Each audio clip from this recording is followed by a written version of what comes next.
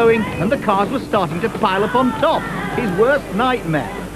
Thankfully, by steering from side to side, he managed to pick up speed and the battered Jaguar staggered to the end.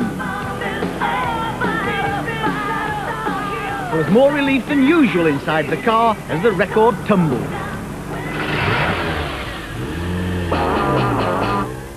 One vehicle which Mr. Barber is extremely unlikely to use for that stunt is the Mini Moke, which, thanks to a production line in Portugal, is once again available in Britain.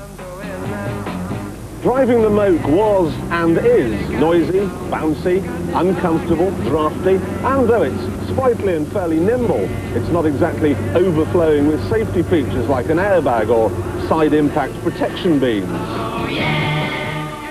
It has a 1-litre engine, though there's an injection Cooper version coming later. And if you like driving Minis, and let's face it, who doesn't, you're just going to love this. It's alfresco fun in an anodyne world.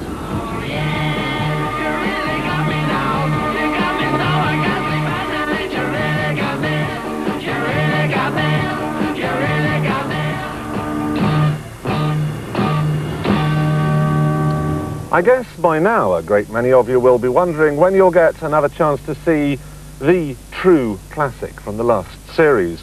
A beast of impeccable breeding, extraordinary bodywork, and it has to be said, breathtaking performance. If anything could be said to be bristling with the appurtenances of gracious living, this is it. Mind you, that's probably because the top of his head at least doesn't really bristle with very much at all.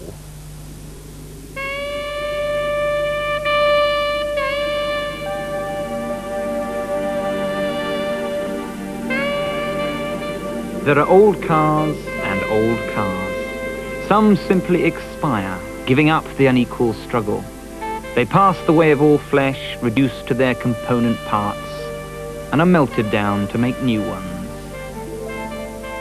Others, the non-mass-produced variety, better built and more prestigious, are less perishable, less vulnerable to the ravages of time. Their breeding spares them from such an ignominious fate. But there are a handful that last longer than most. And this little beastie happens to be one of them. No matter what you think about its styling, the Daimler Dart or SP250, to give it its proper title, makes a seriously sensible old car. What gives the Dart its longevity and high survival rate is its fiberglass body, which means zero rust. There's a massive fourth road bridge chassis and a turbine-like V8 engine capable of up to 30 miles per gallon. In other words, it's as tough as Doc Martens with piffling ownership and restoration costs. But the main reason for buying a Daimler Dart sounds like this.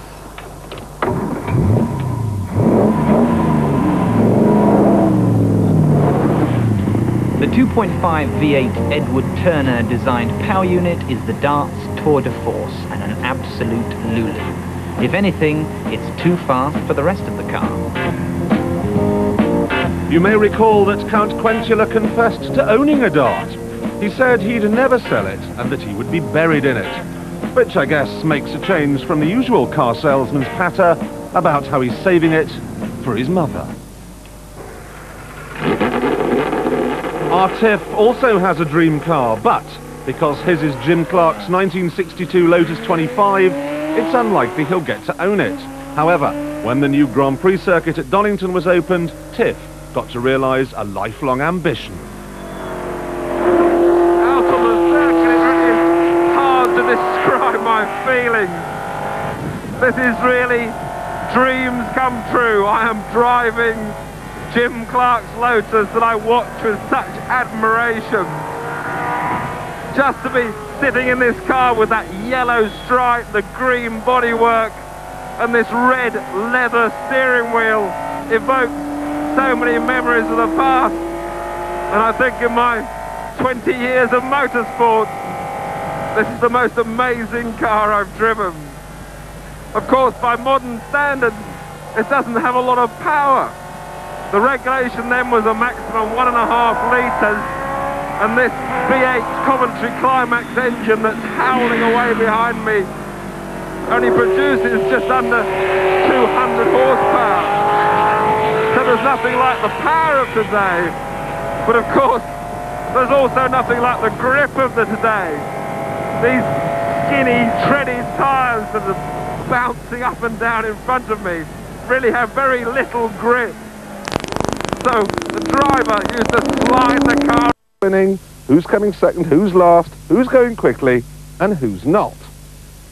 But there is another type of motorsport where, as a spectator, you are obliged to dress up like Man at Millets and sit around up to your bottom in mud, watching headlights swoop by, spewing gravel in your face. And you've no idea who's winning, the spotty Scottish teenager or the Swedish barrel of laughs.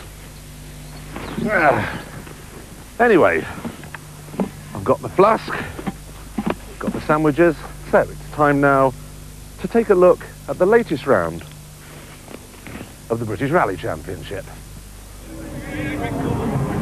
Well, this should confuse Jeremy completely, for this is a racetrack with rally cars on it. In fact, it's the first stage of last weekend's Perth Scottish Rally, the third round of the Mobil 1 Top Gear British Rally Championship. Ah, that's better, a proper rally road. But this short stage at the start of the three-day rally last Friday evening was nearly the undoing of Malcolm Wilson in his Escort. Championship leader Richard Burns claimed Wilson's pace notes were at fault, but Burns himself made a bit of a hash of it.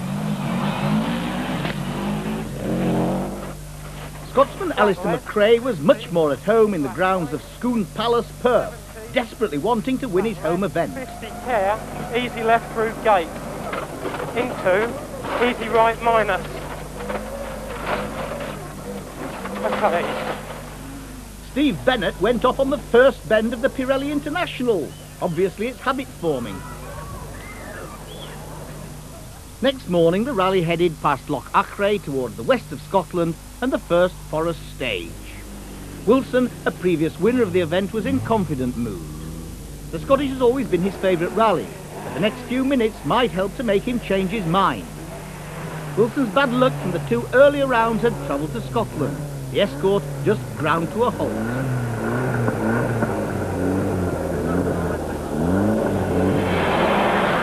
Burns stormed off into Leenach Forest to find the Escort's 300 brake horsepower down to rather slower human power. Although this substantially reduced the pressure on young Richard, he claimed to be genuinely sorry that the promised duel was being decided so early in the day. He could now relax though, knowing his main opposition was teammate Alistair McRae, with David Senior pointing the way forward, passing the stricken Escort on their way. Wilson eventually got out of the stage, but was totally distraught.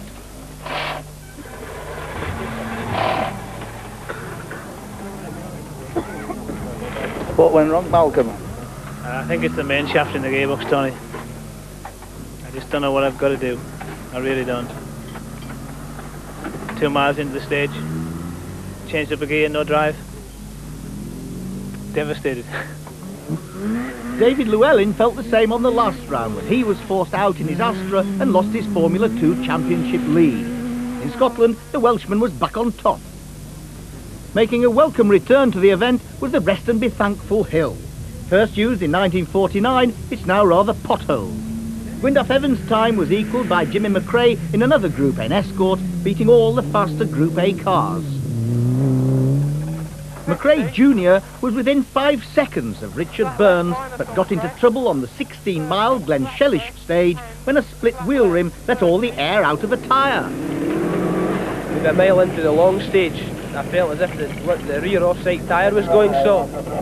It stayed at its pressure for maybe 3 or 4 miles, but then the tyre just come off the rim. So we had to drive 10 miles with no tyre on, so we've dropped 2.5 minutes. So. Wouldn't it have been quicker to stop and change it? No, I don't think it would have been. It would take you maybe 2.5–3 minutes to change it.